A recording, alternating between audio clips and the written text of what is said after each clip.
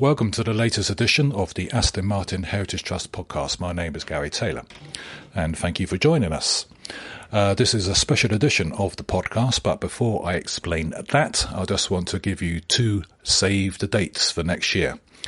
The first one is the 23rd of January 2024, where the Trust holds its annual Walter Hayes Memorial Lecture at the RAC Club, Pall Mall, London.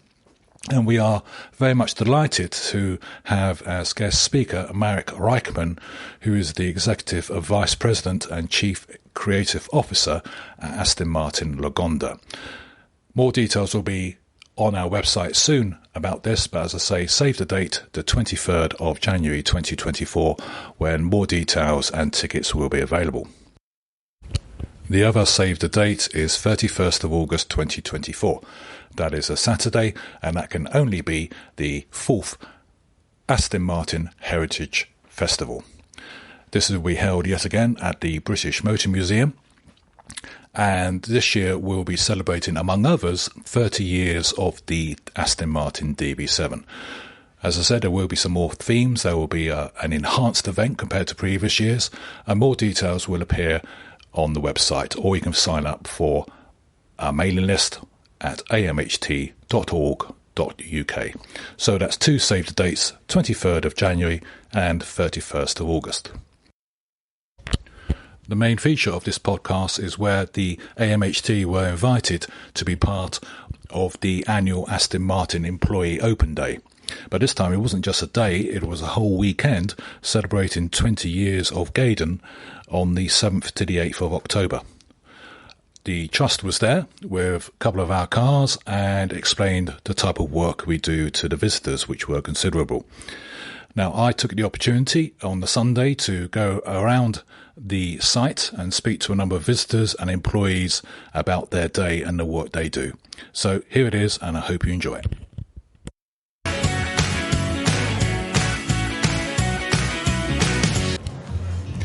Right, so I'm at the Gaydon Open Day at Aston Martin, Gaydon clearly, and just about to walk into the custom atrium, and I'm with Grace. Now, hello, Grace. I know you're not too keen on being on the microphone, but we do well. This is a great event. This is our second one for the Aston Martin Heritage Trust at St Athan. First one here for Gaydon. Why is it important to have an open day for the employees? So this is our first open weekend at Gaydon since 2019. So we've had thousands of people through the door, almost 3,000 people this morning, and it's a great opportunity for employees to show off the factory that they come to every day to their friends and their families. Does anyone from St Athan come here? Yes, we sent some tickets to the St Athan employees. I think we had a few hundred people here, so that have made the journey down today. Yes. That's quite a number. How many did you say it was? I think it's a couple of hundred. So from you said 1,000 in total. No. Oh, so sorry. We've had almost 3,000 visitors here this morning. Just this morning session. This morning. Yes. Yeah. I think we had 4,000 people yesterday. So and we're at nearly 1,500 already for this afternoon. So. And it's only 2 o'clock, 10 past 2. All right. You back to work tomorrow? Absolutely. Yes. Yeah. Back to work Monday morning. Thanks, Grace. Appreciate your time. Thank you. Right, so I'm now going to just walk into the customer atrium. Now I'm going to apologise for the various noise and backgrounds, but it's how it is. So for those of you who have been to the Gaydon atrium, you know they have their cars there. So I have just found a security guard, which we have spoken to earlier. Quite happy to be on the podcast for a moment. What would you like to know, sir? Well, I'd like to know how you work here at Aston Martin on the security. I do. Now, you've come over to our Aston Martin Heritage stand.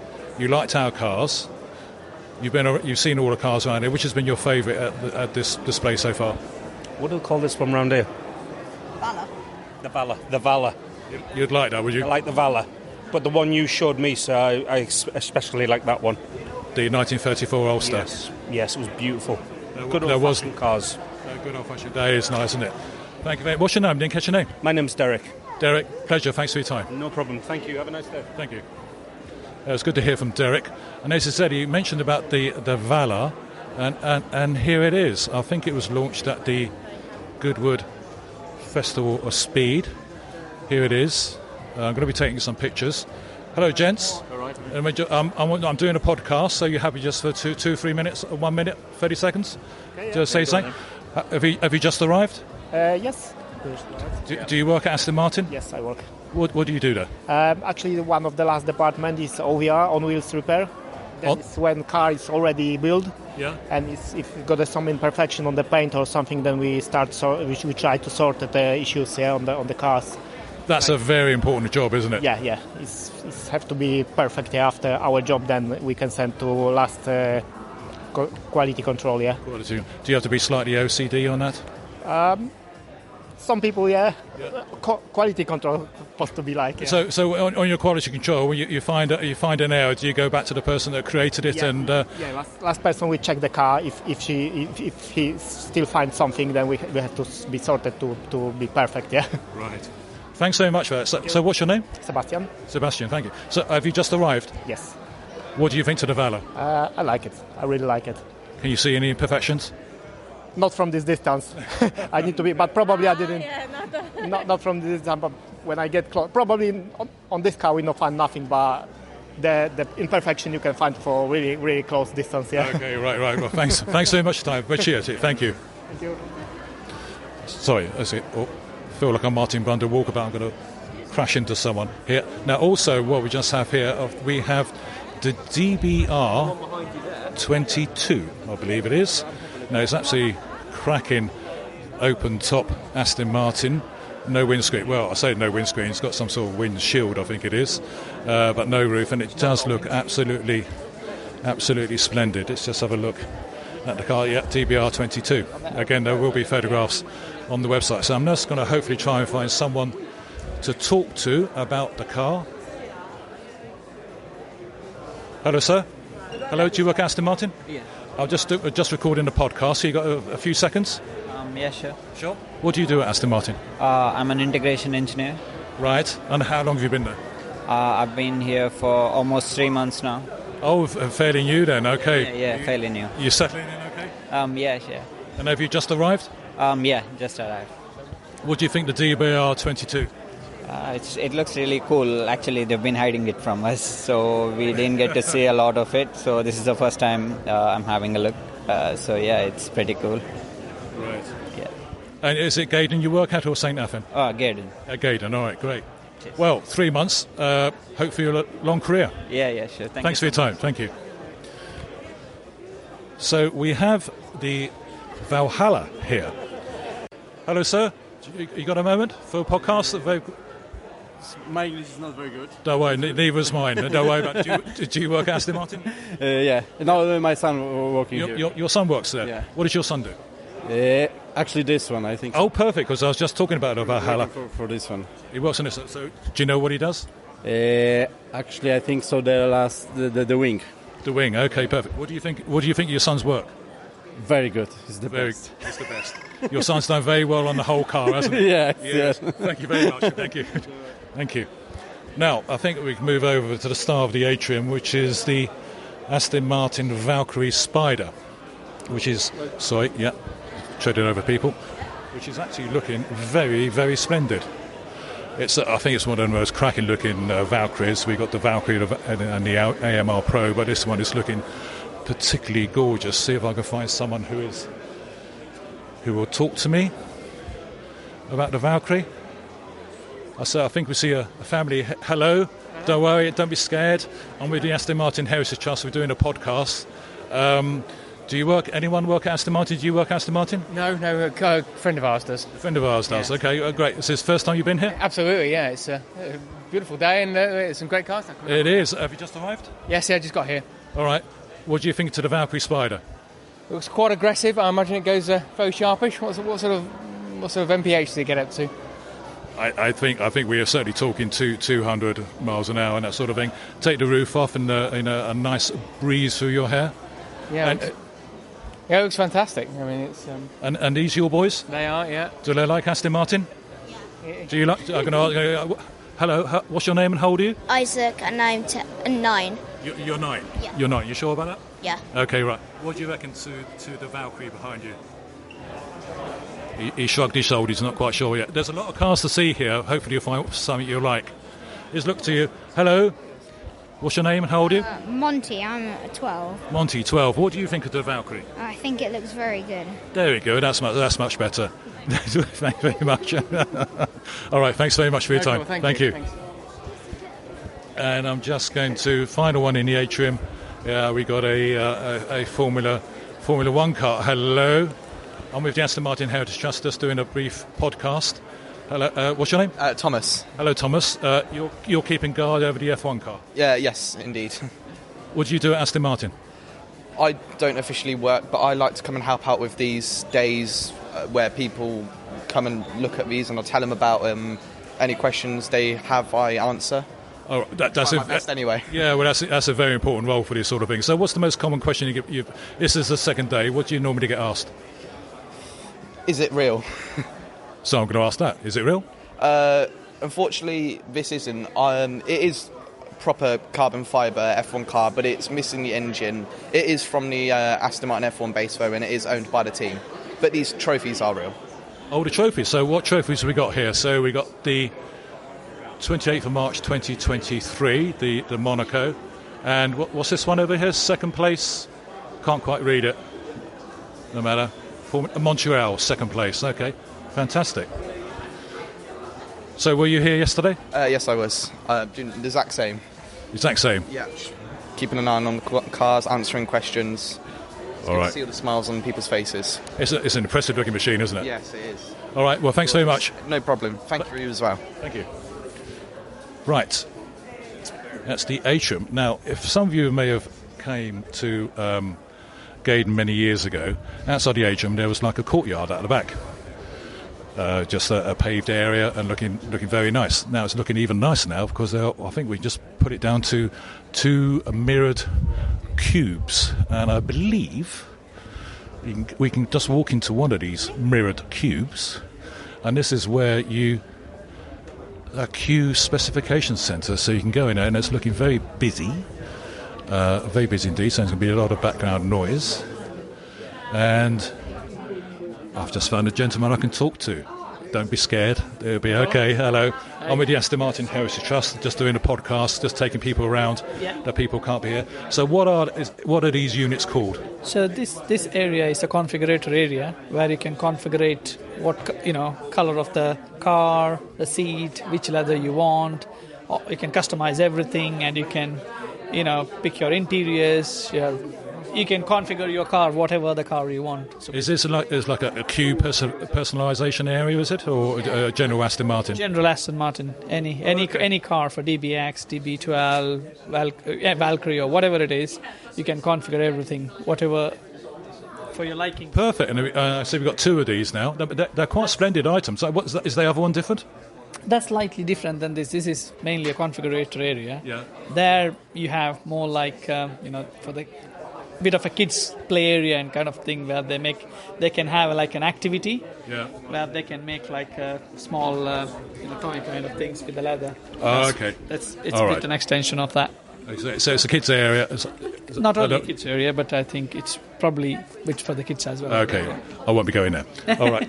No, thank you very much for your help. Thank you. Thank you. What's the most? What's the most common question you get asked? Is there any one that comes through? Not really. It's just what are the colours? How many colours we got? Kind of things. Right. Those are the main thing actually, and how to configure your car basically. Okay. So what's through that door?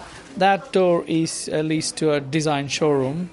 Right. And you can explore that area really. Okay, I can see if I can find DB13 or something like that. All right, thank you very much. Okay, that was very interesting. Right, okay, we just move out this mirrored cube.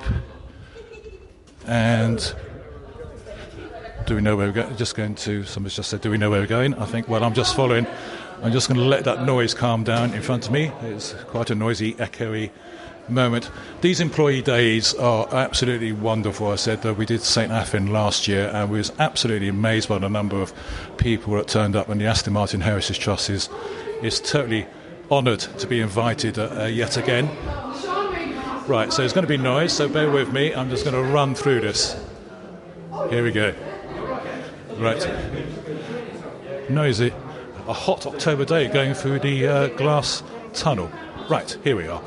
We're entering the design studio, and I think I'm looking at a clay model of the Valor, so that's rather lovely. I'll see if I can find someone to speak to in a moment. The gentleman's in conversation, so I'll just leave him alone. No, he's not here for you. Hello, hi. I'm Garry Taylor from the Aston Martin Heritage Trust, just doing a podcast, catching a few bits and pieces. So what are we looking at here?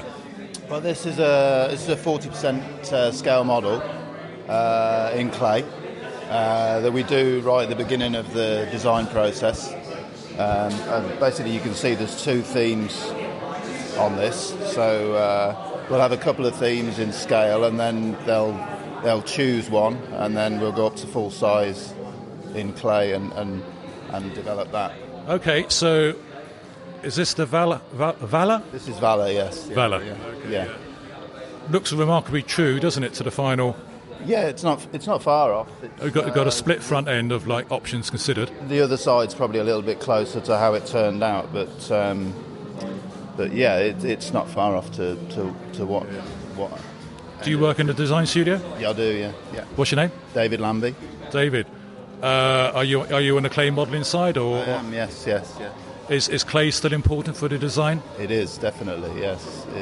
Because you seem to think with 3D modelling and et cetera, and very much computer generated, that perhaps is it the tactile? You can just see the surfacing far better. Yeah, you can see it, you can feel it, you can run your hand over it. It's very important, really. Yeah. At the beginning, especially at the beginning. Yeah. You know, when you're working from sketches, like we work from sketches, and we'll interpret the sketch. Do you get handed a sketch? Yeah, we get handed a sketch by the designer, and then the designer will work with us, and we'll develop the surfaces to what he's got in mind. Really, sometimes he can't put that on the sketch, or you can't quite see it, but we can work it out in 3D. I'm intrigued by that sketch. Does that represent anything, or is it just a wild imagination? I think it's one of the Valor original sketches. Now, between you and me, no one's listening. Do you ever get handed a sketch and you go, really? Yeah. Okay, perfect. Okay, right. Thank you very much for your time. Thank you. Right, so I'm just going to end this part of the podcast. Now, we're only just outside the design studio. Surprisingly, the security mirrors are up, so I can't see DB13 or the next generation Vantage or DBX2, but never mind. But what we do have is a DBX with all its, everyone's put their signature on it. I think every visitor that's come here is a white DBX, and everyone's put their signature on it, so... which is quite fun. I see a gentleman doing it now. Hello, sir. Hello, so I'm with the Aston Martin podcast. Just 2 seconds. I see you just signed it. Do you work at Aston Martin? No, I don't know. You don't? No. Why have you signed it? Because you could? Because I could, yeah. Yeah, what do you think of the car? Yeah, it's nice, yeah. Yeah. It's quite fun having the signatures. It's interesting with a load of writing over it, yeah. Yeah. Yeah. Fantastic. All right. I mean, you managed to find a space, because I think we're struggling now. It took a little while to find a space, yeah, but managed to find a little bit of space, yeah. I think perhaps you should have just bought a tin of Dulux, painted over, and just put your signature on. They might have to at the end of this, yeah. Yeah, I think they will do, yeah. Yeah. Thank you very much. Thank you. Right. And I think, I'm not quite sure where we're getting to now. This is looking at... Oh, sweet. Look at that. Now we've got the DB5 Junior. I think we've all seen it on the social media website, and... somebody, well, I say kids, and a big kid is driving a DB5 Volante, which looks absolutely superb. Yeah, there we go. Fantastic. Are you? Hello, I'm with Aston Martin Heritage Podcast. Are you queuing to go on the Junior? Yes, the kids are getting really impatient now. The kids are getting impatient. Are you? I'm just using them as excuse. Are you getting impatient? I'm just using them as an excuse, really. Are you really looking forward to going on the car? Yeah. I think it's only to... I am really, really happy. You're really, really happy, are you? To go on the car. To go in the car. Well, it looks fantastic. I think I'd... My dad's going to go to match speed. Is he? All right. I don't know about that. All right. Well, good luck with all your children taking the car out. I think you're going to have a great time, and I hope you enjoy it as well. Thank you very much. Are you looking forward to going in the car? Yeah. Okay, what's your name? Toby. Toby, great. How old are you, Toby? 8. 8. I think you've got a great time in that, aren't you? Yeah. Are you looking forward to taking Toby in the car? Oh, well, yeah, I think I am. Yeah, my husband's signed up though. He's not. He's gone off, so hopefully. He's left you. Yeah, so I'll have to go. So yeah, quite excited about that. All right. Okay. Well, it could be. Well, that's the DB5 Junior revving up right there, I think. Well, I hope you enjoy it. Thanks very much for your time. Thank you. Right, I'm just going to end this part of the podcast because I'm going to walk my way back, and I'll catch you for part 2. Right, welcome to part 2. So I've just walked down what used to be known as the street. Apologies for the noise. Let's just move over here because it's a very busy area. Here it's a little bit quieter, and I'm delighted to met someone who I have met many times. Hello, Jane Gulliver. How are you? I'm very well, thank you. You're on the PR, I think you said, Jane. I work in the PR team, that's correct, yes. So I spoke to Grace outside as to the importance of this. What's your view of the importance of these open days? Oh, I think they're absolutely very, very important. It's great to see all the people that work here bring their families to see what they do, because they're so proud of the jobs that they do here. To be able to show them around is immense. It means a lot to them. It is, isn't it? And there's I think Grace said, it was up to 2 o'clock, about 1,500 come in by that session. There's going to be, how many do you think over the weekend? Any idea? We had over 4,000 yesterday, and I think we're going to hit that again today. That's very impressive. Is this going to be an annual thing, or are we going to alternate it with St Athan? Yeah, we're going to alternate it with St Athan, so next year St Athan, and then the following year back to Gaydon.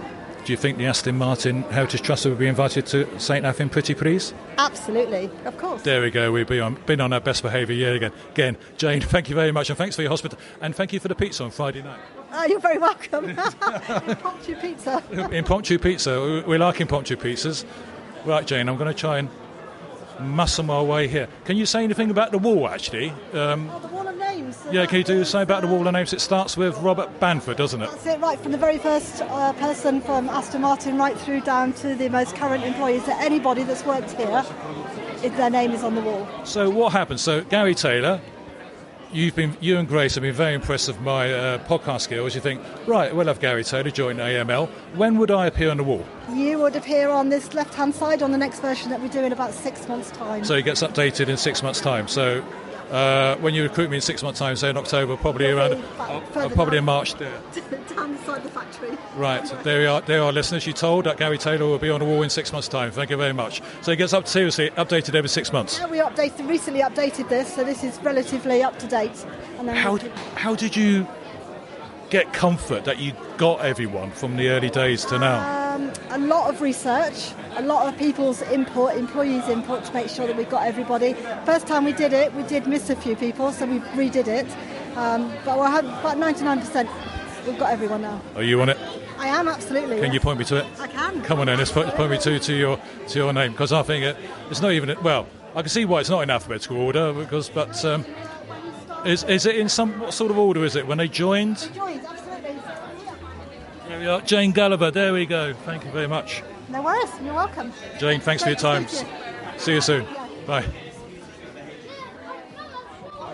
Right, so I've left the street and entering the production area and see if I can speak to anyone here. Let's go through. Now, hang on, there's a gentleman I may need to speak to. I'm with the Aston Martin Heritage Trust doing a podcast. Oh, hello. Do you work here? Yeah, I do. Excellent, you're just the person. Just a few seconds if you wouldn't mind. Okay, what do you do here? What's your name? It's Cameron Natural. I work in SVO in the paint shop department. Yeah. So I paint the Aston Martin DBSs, Advantage, DB12, that sort of thing. So they do the painting here? Because I thought the painting was done as... Very special colours here. Special colours here. So customer requested colours they don't normally do at Wales. Okay, what's the most unusual colour you've seen? There's a lot, mate. There's a lot. They're all custom. They had a purple tinted carbon Valkyrie here once with actual gold in it. Just the tub itself was about 5.7 million. That wasn't even fully built up, so that's probably the weirdest one we see. Well, you pay your money, you take your choice. Well, thanks very much for your do. Right. I think I may just follow you all the way around because you seem to know what the hell's going on. Thank you very much. Thanks for your time. Thank you. Right, that was splendid. Okay, there's lots of lovely children here with face painting and balloons. So we hear a balloon go pop. Well, I'll try and edit it out later on.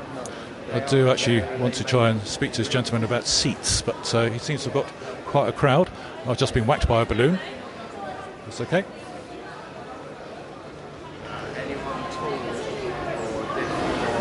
Right, I'll come back in a few moments and pick this up.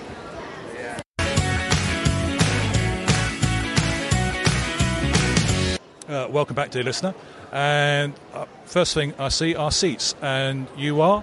I'm Ben Checkley and I'm a trim apprentice here. So I built these seats as part of my apprenticeship, learning all about how these seats come together and how they are put together manually.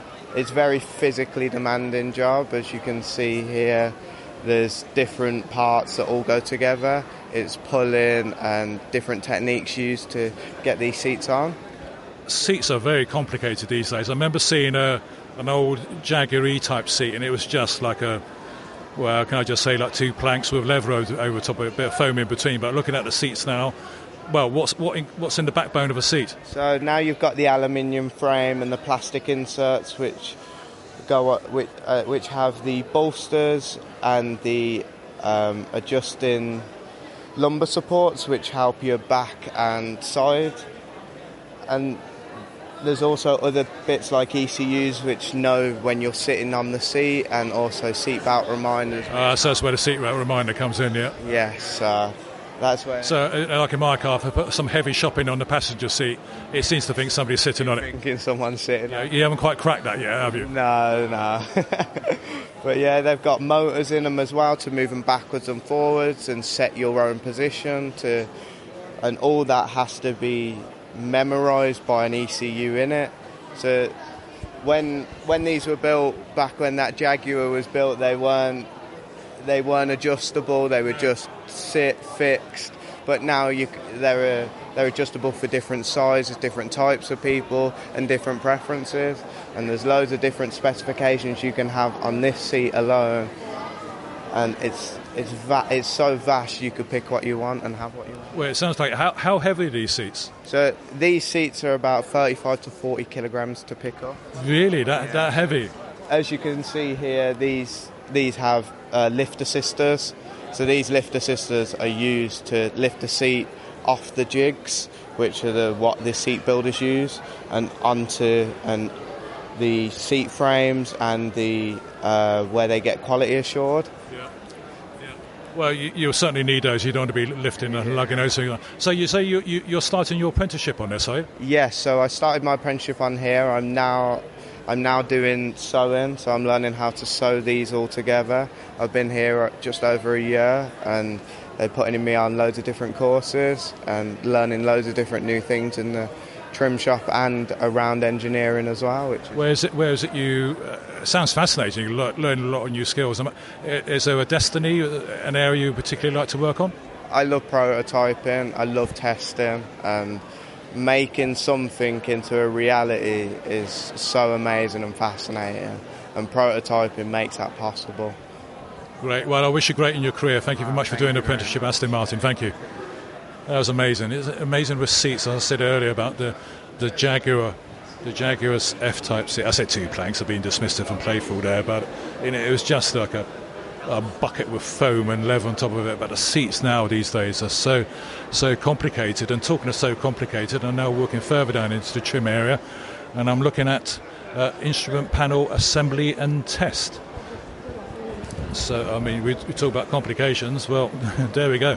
And I'm actually looking at a DB12 fascia or dashboard, if you like. I'm just going to take... The gentleman I need to speak to is actually speaking to someone. So I'm just going to take a photograph of this, which will appear on the podcast website. Now, how long is he going to be? I think he might be a little bit of a time. So I'm just going to pause it and join you back in a few moments. Right, welcome back. Gentleman is free, and his name is Paul Chandler. Is that right? That's correct. Hello, Paul. So what do you do, Paul? I'm one of the group leaders in manufacturing. Oh, perfect. So you're an important person. Well, I'm one of the colleagues. One of the colleagues, all right. Okay, so what part are you doing here? I'm surrounded by fascias and dashboards here. Yeah, so today I'm just doing the presentation on the IP assembly line. I was the group leader on there for 2 years, so I've got some knowledge of the area. I was asked to support for the weekend. I've been doing presentations explaining the 3 models that we do in Gaydon. So we do the Vantage, the DB12 and the DBS. Oh yeah, that's it. I was trying to work them out. Yes, indeed. Yeah. So the 12 is looking very splendid, isn't it? I mean, the centre display there. Yeah. So the latest iteration of IPs are more ergonomically friendly. So from where the armrest is, where the PR and D buttons used to be singular buttons. Yeah. Now that we've got a toggle switch, and then you've got your rotaries, so you've got a larger infotainment screen, and for the infotainment screen, it's also touchpad. So where with the Vantage, a bit more stripped down versions, are more sports orientated. You've also got the paddle shifts that are incorporated in the steering wheel on the DB12, and we've reintroduced the glove box. Ah, glove box. There we go. Important thing. So you say group leader. How many in your group? Well, I'm back now on the main production line. Yeah. So I've got 31 technicians that work for me. So what do you do on the production line? So I work on T3. So mine's the interior trim. So we fit the trim, the seat, steering wheel, do the final download, final inspection in manufacturing. Then we repair the cars to the standard, and then we ship it through to Geo and off tracks. How long does it take? I'm not sure we can answer the question. I mean, how long does it take you to complete a task, if you like? It sounds like multiple tasks actually involved, but from how long does it take to complete your job? Well, my job, to build a car that goes through our takt time at the moment, 17.5 minutes. 17.5 minutes? Yeah, 17.5. So it's 25 cars a day. Yeah. So we're on one shift. The trim shop, they're running over 2 shifts because they've got the constraints of some of the machinery. Some of the embroidery machines are quite time consuming. Right. So it's a bit like the paint shop as well. They've got robots in there. So mainly on the production line, we're 17.5 minutes. How long have you been here, Paul? I'm just going into my 14th year. What did you do when you first arrived?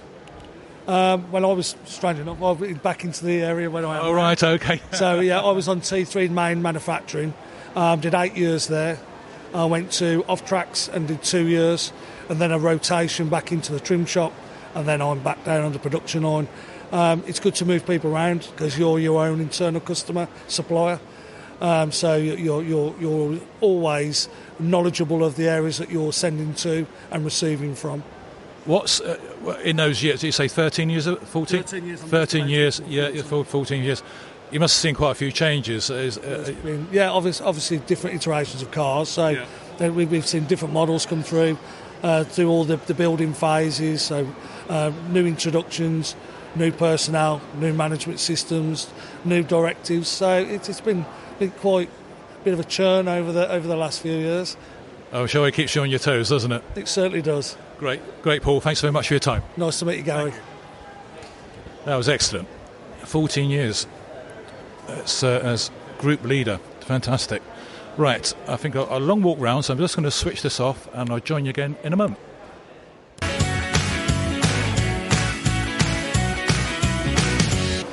Hello, back again, and I'm just going through the leather workshop. Oh, it's a lovely smell of leather, but that's another subject for another podcast. Right, now I'm going to just move my way through. Hello, I'm Gary from the AMHT podcast. You got a moment? You're like your team person? Yeah, hello. Hello, what do you do here? What's your name? I'm Ryan. Ryan, what do you do, Ryan? I work in body construction. How long have you been doing that for? 7 months. 7 months, so fairly new boy. Fresh. Fairly new boy. Yeah. You brought your family? Yeah, they've come up from sunny Wales to come and check the place out. All right. I think it's a good thing for people to see what you're up to. You're saying you're doing this, but they can actually see what you're doing. Yeah, definitely. All right, great. Thanks very much. Thank you. Now, I'm going to move over to what is one of my heroes. I'll introduce him in a moment. Just bear with me. As again, I'm just going to switch this off because he's talking to someone, and I'll come back in a second. Here I am. I'm delighted. One of my good friends that I follow on Twitter, Bal Choda. Now, his Twitter profile says, Chartered Engineer, Director for AML Pension Scheme, Inventor, member of AML EDI committee, a mentor and a STEM ambassador. How do you find time to be here? That's a very good question. I always say, if your job is like a hobby, and you enjoy doing your hobby and you get paid to do it, life becomes a passion, so you just make time to do it. Well, you and I had lunch yesterday. I think we had hot dog and chips or something like that. I told my girlfriend it was a salad, but we're keeping that quiet. So one of the things I found, you're very inspirational. You're great passionate for the apprenticeship scheme, aren't you? Yeah, very simply, my granddad, who was my true inspiration, he used to explain stories to me about how he fought in the First World War and the challenges he faced. And he used to make me count his battle scars on his chest and none on his back. In other words, always face your challenges going forward. And so I grew up always deciding that whatever the challenge is, I'm going to go for it going forward. I'm never going to run away from them. And my passion was always working for a brand like Aston Martin. So he bought me an Aston Martin Matchbox car from the age of 7 for my birthday. That was the first time I got a birthday present, which was my own, not a hand-me-down from my older brothers. Oh, right. So that car became my passion, and I decided one day I'm going to get there. And I made him promise that if I ever get to reach my goal, that I'll start serving the community. So as a Sikh, it's one of our traits to make sure we serve the community, which comes in many forms. So on a Friday lunchtime, when we normally go home to play a round of golf or start the weekend, for the last 21 years, I go to schools, colleges and universities to inspire young people to live their dream just like I'm living mine. So over the years, I've completed over 500 events, inspired over 100,000 young people. 15 of them work at Aston Martin. You are quite amazing. I think it's quite staggering what you're doing, and you're here on the leather production line. Yeah, so this area... this is not your area, though, is it? Yeah, so I look after the whole trim shop. So my job is to work out a way to make anything. So the machines behind us are my inventions. So if we can't find a way to do it, I'll work out a way to do it. So I've got patents we've now got behind my name, where the company owns the patents, but these are licensed to Aston Martin. No one in the world can do what we can do. Our perforating and quilting machines are our latest invention. So I came up with the idea. Our design team set us the brief. I tried to work out a way to do it. And even if global experts in this field, like who said, what you're trying to do can't be done, I roll up my sleeves to try to prove them wrong. In this instance, it took me 6 weeks to work it out. Once we worked it out, I registered the patent. We've got 3 machines here, 3 machines on another site. And it allows us to offer our customers any combination of perforating and quilting design that no one else in the world can do like we can. What's your views on leather in production? I think we're moving away from it slightly, are we? I think leather will be always close to the heart of a lot of our customers. Many people don't want to go from it. There are other materials, luxury materials, which you can always introduce. But we work closely with our designers to make sure the brand theme is always there. It's got to be luxurious. It's got to have that beautiful effect. It's got to have the smell of certain materials. And we'll always have that authenticity in our cars. So whether it's leather or other materials like vegan leather, is something that we're looking at and investigating for the future. So all I can say is watch this space. Watch this space indeed. Now, finally, I know you're a busy man. You've got people want to speak to you. Now, looking to the future, we spoke about the future production. What's the future of apprentice? It seems to be in the noise in the media at the moment about apprenticeships being the way forward. I spoke to one of your colleagues at the beginning. I think it's David was his name on the seats. Yeah. He's just started an apprenticeship here. How do you see the future of apprenticeships in the motor industry and Aston Martin? Yeah, certainly. I think it's very, very important that we engage with young people. They couldn't be in more need of support, especially after the recent pandemic. So we need more professionals going out to schools to encourage them to think about their future careers. The reason is it simply gives them informed career choices rather than thinking I'm going to do a degree in this and end up in a job in that and realise I hate my job. Why am I now in debt and I got a degree that I'm not even using? So as STEM ambassadors, we can go out to colleges, universities and schools like I've been doing to inspire them toward their future careers. And the fantastic story is I've met so many young people now who are in careers of choice, just like I am. When you're in a career of choice, we call it a hobby job. We always say they're the best jobs to be in because you're doing it because it's a hobby and you're actually getting paid to do your hobby. So there can't be a better job in the world. It's not about the money you earn, it's about being happy doing the job that you're doing. Well, the Aston Martin Heritage Trust, in part of its education remit, is to promote and champion apprenticeships, and we want to work a lot with the people in the industry, and I think we will be in touch with you fairly soon to help us along if that's okay. It would be my absolute pleasure to join you guys and help with the next generation. Bow, your legend. Thanks very much. Have a lovely day. Thanks, mate. Thank you.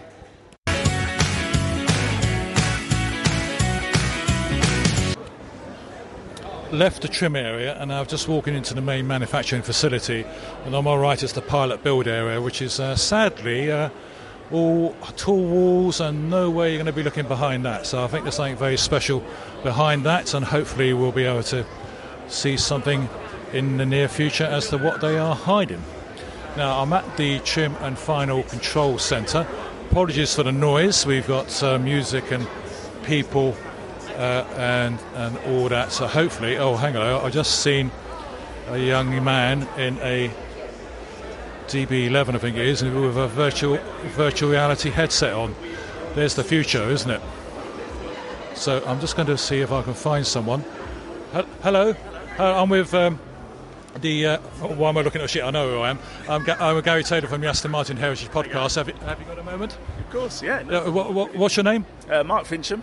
Hello, Mark. Thank you for your time. So I'm in the Trim and Final Control Centre. Is this the area you're working? No, that's to throw you off. We're the Vehicle Concepts team. Vehicle Concepts. That's it. There's some atmospheric noise that's going on there. There we go. We'll work around that. Vehicle Concepts. So what's that about? So we're an R&D function. We're effectively some of the first engineers on the scene when the company decides it needs a new vehicle. So we are making a start, owning the occupant position, putting the big blocks of engineering in place, be that engine, gearbox, whilst our colleagues in design are drawing the beautiful dress to drape over the engineering, and we then orchestrate or help orchestrate the engineering and the design coming together along with studio engineering. So I'm very tempted to ask what the obvious question is as to what's coming up, but I'm not going to get an answer. How far ahead do you tend to work? We're probably 40 plus months ahead of production. So what's that? Four and a bit years we tend to be. Four and a bit years. So nobody's listening. Can you give me a hint of when we might hear something next? No, all sorts of exciting products coming your way soon, I would think. You sure you're not working in PR? Yeah. Now, just before I spoke to you, I saw a young man in this. This is a DB11, isn't it? It is. And he had a virtual reality headset on there. What's going on here? This is one of our engineering tools we would use for... Perhaps we've got 3 or 4 options for a header position where the windscreen's going to end. We can use the VR tool now to assess those 3 positions against our target and go, oh yeah, option A is fantastic, option B perhaps not so much. So we can rule out options earlier on without having to build a physical property, be that an ergo bug or a prototype car. So money-saving opportunity. Money-saving high-tech. What we're doing today is quite an exciting showing that tool off, in that we're doing you a history lesson through the DB cars. So we're sitting you in DB11, magic it into James Bond's DB5. I've just seen it on the screen. I saw a DB5. DB12 has popped up now. It's fantastic. I'll tell you what I found interesting, because I've just come from the design studio, and they're still... They use a lot of technology, but they're still using clay modelling. Yes. And here you are with virtual headsets. It's a mixture of old and new. What works best, isn't it? Yes, absolutely. They will use VR as well.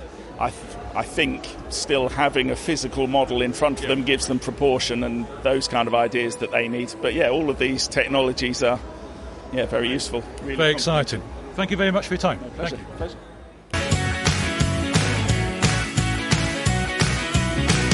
Around the production side of things, and so could you just have your name? My name is Andre, and you are? I'm Thomas. And Thomas. Okay, so Andre and Thomas, what do you do? I'm a rectification reworker in a car line. Okay, so the rectification, that's an important role, isn't it? It must be. Is there much to do? No. No, it's not much to do. No. Well, that's a good thing, isn't it?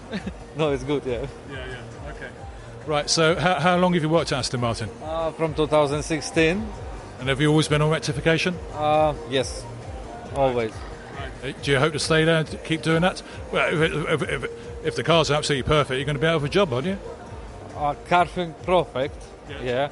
But anyway, we try make better and better. There's no such thing, is there? It's if customers see perfect, but quality not see perfect, we make better. There's always those improvements, isn't there? Yes. There's always those improvements. So Thomas, wasn't it? Yeah. Are you electrician? Yeah, he's just only starting. Well, that's okay. How old are you, Thomas? 16. 16, and you've only just started. So you say just started. When was that? Last month. Last month. Wow, that's tremendous. It's an exciting. Are you on an apprenticeship scheme or what? Yeah. What have you done in the past month? Just been on lectures? Just been checking things out, watching how to do things, and learning. Have you always wanted to work at Aston Martin? Always within the car industry. The car industry is good, isn't it? It's a great opportunity for people to learn skills and transfer to other industries. Well, great. Thank you very much for your time. Thank you. Thank you, Thomas. Thank you. Now, I'm just walking back, and hello. No, it's all right. Don't run away. I think we've met before. I'm with the Aston Martin Heritage Trust. Oh, yes. Yes, hello. So this is Aston Man. Aston Martin Man, that is. Aston Martin Man. Does he ever speak? Not very often, this one, no. No, this one? You mean there's more than one? There's more than one. How is he? How old is Aston Martin Man? He's been around for a while now, hasn't he? Do you know what? I don't actually know the answer to that one. He's been around. Aston Martin has been pointing around for 110 years. You've done very well for 110 years. The moisturiser must be tremendous. Look at that. Fantastic. How is he? He appears is a he, I assume? We can assume. The identity of this Aston Man is as secretive as Batman is, so it's... I guess the kids love him. They do. Well, it's a very Marmite question. They'll either run away scared or love him to pieces. Well, I think we got a picture of you in the Ulster from yesterday. You did seem to lose some weight from yesterday. You was in the Ulster yesterday, Aston Martin Ulster. I think it might have been your cousin. I'm not sure. That's it. Yeah. Thanks very much for your time. Thank you. Thank you. Well, that was good. So Aston Martin Man, or sometimes he's known as Aston Man. But to be fair, it's a bit like interviewing a Stig. He actually doesn't say a word. I say a he, could be she. Anyway, just going to move on. I'm going to look towards winding up this podcast. Not all the factory is open. I say the pilot build area is actually closed, and it's a significant area. I've got some ideas myself what might be in there, but I will not speculate. So I'm just going to try and have a word with one of the visitors that has gone around here and see what they thought of their day. So if I can find someone. Do you work here at Aston Martin? Are you a visitor? I don't work here. Do you work at Newport Pagnell? Well, that'll do. That's even better. I'm Garry Taylor from the Aston Martin Heritage Podcast. Hello. So we do regular podcasts. It's our first time going around Gaydon. So you say, what's your name? You're at Newport Pagnell, you say? Yeah, I'm Stephen Gooding. Stephen Goody. So what do you do at Newport Pagnell? Sort of like work on the cars, fix them, repair them. Yeah, basically diagnose faults, everything. So this is where Aston Martin works, is it? Yes, it is. Yeah, on the modern side, not the heritage side. Okay, the modern side. So you say the modern. How far does modern go back in your mind? 2000 DB7. So DB7 still considered modern? Because in some people think it's now moving into a classic status, which almost certainly is. Well, it's not at the moment. We still fix them. You still fix them? Yeah, and they help us out as well. Heritage do, because they obviously know a bit about them as well. So. Yeah. How long have you been there? 6 years now. Okay. What did you do before that? I worked at a franchise, Aston Martin franchise. Aston Martin franchise. Okay. Are you enjoying what you're doing? Where you? I love it. Yeah, brilliant place to work. So what do you think of Gaydon? It's a bit different than Newport Pagnell, isn't it? I've known this place for about only 20 years now. I've been here, so coming here and training used to be over here, and all sorts. I go back a long time. Yeah, so yeah. Enjoying your day? I am. Lovely. And did you bring your family? They seem to have scared. I mean, anyone with a microphone, they run away, don't they? They have, yes. All right. Well, thank you for staying with me. Thank you very much. Thank you. Bye. That was great. It was great to hear someone from Newport Pagnell. Right, I'm now going to walk back to the Aston Martin Heritage Trust where we have a stand. Now, they've probably all run off and they got fed up because I've just left them abandoned. Well, they should know the feeling by now. So let's see if I can find someone else to have a quick word with while I'm down there. Now, hang on, this looks quite interesting. The man is not actually... Here we go.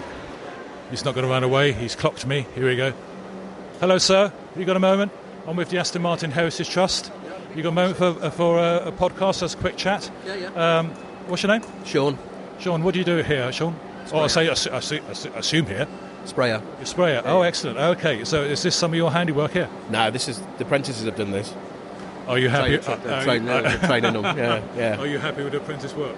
Yeah, you've just missed him actually. He's just gone. Oh, has he? Yeah. So how long have you been a sprayer? I've been 25 years, January. Yeah. And how long here at Gaydon? That's 20 years now. Yeah, of course, it's 20 years at Gaydon, isn't it? Yeah, right. So you've been here all the time. You must have seen some colour schemes, haven't you? I've seen some mad ones. Yeah. Some mad ones, okay. Yeah. How's has the spraying tech improved over the years? Has there been any changes? Yeah, everything's changed now. The guns, everything, paint's changed. In what way from those days? Solvent. When I first started, it was all solvent-based paint. Oh, it would have been, wouldn't it? Yeah, and now it's all obviously water-based. The guns, everything's changed really. Right. And I think I spoke to one of your colleagues earlier. I mean, here at Gaydon, you do the special request paintings. St. Athan do the standard colours. Colours, that's right. Yeah. Are you finding more and more requests for special colours? We're busy. Yeah. You're busy. Yeah. Right. A lot of people having stripes at the minute. Now, again, I spoke to another one of your colleagues outside the podcast. Said I think he was in a spray groove over there. They're working the weekends. Do you tend to work the weekends? Oh, yeah, I've been here the last couple of weekends. Yeah. So this is so is this a bit of a day off for you or volunteer? No, I suppose so. Yeah. being a bit guarded. All right. Well, thank you very much for your time. No worries, Appreciate it. Thank you. Right, I think we can start to wrap it up, and I'm now going to move over to the Aston Martin Heritage Trust stand. So here we are. We have the 1934 Ulster, and he doesn't actually know I'm going to be speaking to him, but we actually do have on site our very own chair, Mr. John Walden. Hello, John. Thanks for joining us. Hello, Gary. How are you? I've had a great time. I've just been round the factory. I know I said it'd be 5 minutes, but that's an hour and a half later. Yeah, I'm desperate for a cuppa. Yeah, so I'll make you a cup of tea before we get it sorted. You've been here before at Gaydon, haven't you? I think we had a trustee meeting here a long time ago. This is a great event, isn't it? Oh, it's fantastic. There's so many people. The place is packed, and we can walk around the museum, the factory, and see what's going on. Okay, that's great. So how important do you think it is for the... we've been invited again, St. Athan this time for Gaydon. Right. How do you think it's good for the Heritage Trust to be at these sort of things? I think it's very important. It gets our message out to the staff and their families. They're all really interested. I think it's a great thing to be at. I think it's part of your passion. I think it's a trustee's passion to start sharing the Aston Martin heritage history, the stories, the personalities, and this is a great avenue, isn't it? Oh, it's wonderful, and I think we get the word out to the staff, and they'll tell their friends, and it's just good for everybody. Now, I abandoned you while I was doing my podcast walkabout. I think when I've been here, the Ulster has proved very popular. Has that been the popular still? Everyone is coming up asking about the Ulster. Maybe the company needs to shut its ears, but everyone's saying it's the most beautiful car here, and it's the one they'd want to go home with. I think you're right. I think it's right. Well, fortunately, one of us is going to be driving it out to be trailered, and it might be Tim Cottingham. You're not shy. I see you chatting to people. Hello, I'm Tim. Not shy, Gary. You're quite right. I've had a lovely day talking to people. You have, haven't you? Yes. You love this sort of, as I do actually. You've been here fully for about 2 days. I think you was only just going to pop in, but you've been here solid. And so thank you for your support. Oh, Gary, it's been an absolute pleasure. I've had the best time ever. I've met so many really nice people who are really interested in Aston Martin, the history, and all the things associated with it. And I'm very pleased with the 2 cars we brought today. 2 very different cars. Different people have been interested in different things. Certainly is. I mean, the people seem to look at we got a DB7 Zagato. People don't seem to realise that is actually 20 years old. No, it's aged really well. It's got some smashing design features. I like pointing out to people the rear screen, which is very sculpted. It's got a big dip in it. It's an incredible shape. And the grille, when this came out, everybody thought, wow, that's a huge grille. Now that's the standard. This was the first car that had the big grille. Yes, it is. I remember when I first saw it, I thought, oh my goodness, but as you say, it's now the full. Well, it looks quite small compared to the others. So I think we're about 3/4 of an hour before the doors are closed, and the the chairman wants a cup of tea, and you know what he's like when he gets ratty. Yes. Oh, am I being asked to go and get the drinks? Oh, that's a good idea, isn't it? He's put in rank. He's always been like that, isn't he? Yeah, okay. So I'm going to wrap up now because Tim and I got to get the chairman a cupcake and a cup of tea. Thanks for listening, and we'll see you again. Bye. Okay, as a bonus edition, because I said, right, that's the end of the podcast, and I've just, as I was walking out, I've come across the Valkyrie production area, is that right? Yes, so this is SVO Valkyrie we're in at the moment. SVO Valkyrie. So, what's your name? I didn't catch it. So it's Jake Dudley, and I'm a hydraulics engineer here. So you work on the Valkyrie? I do, yep. So I do all the hydraulic aero elements, suspension lift, and also the gear changes. It's all controlled by the hydraulic system. That sounds a very clever job. I think it sounds very clever, but, there's a lot of sitting in front of a computer most of the time, I'd say. Is it? Yeah. So what have we got here? We got the F1 AML. This looks very much it was like the 110 years at Silverstone, I guess, wasn't it? Yep. So it's the same car. It's been to Top Gear. It's been to Silverstone. It's had quite a lot of sort of press presence, this car. In the moment, it's just in its sort of standard. It's got the Aston Martin racing colours across it, and it's just set in standard body panels. Have you managed to drive it or any other Valkyrie? No, I spend a lot of time in the passenger seat, but sadly I've not got the qualifications to drive them. Do you need qualifications to drive these, do you? There's special driving training courses they have to go on, and there's only a limited number of people that are able to drive them. So I think that may pass you by, but I think you'll have a nice warm feeling that you're behind the scenes on it, yeah? Yes, I mean, it's an incredible project to be able to work on, and looking back on it in the future is going to be incredible to say, I had a part in that car. Jumping ahead, I mean, the Valkyrie is coming to the end, if you like. I mean, you've still got cars. How many have you got cars in build now? So at the moment, we've probably got close to 10 cars that are in build, and we've got left about 110. Oh, right, so there's still plenty of work to do then? Yes, there's still plenty of work to do. That's me being naive for thinking that it's probably at the end now. So, for yourself, where'd you go after this? That's a very good question. I mean, where I'm needed. If they need hydraulic assistance on a different vehicle, I'll be applied to that project. Well, Valkyrie this week has been announced to go to a variation of that for Le Mans, hasn't it? Yes. That would be exciting, wouldn't it? Oh, yeah. Well, that would be a great project. I'm not quite sure on what running gear they're running on that. I don't know if they've got any hydraulic aeros or even the powertrain they're running at the moment. They've just sort of released what's online. I've only seen that, really. Well, let's see what happens on that one. But this production area, this is a whole dedicated...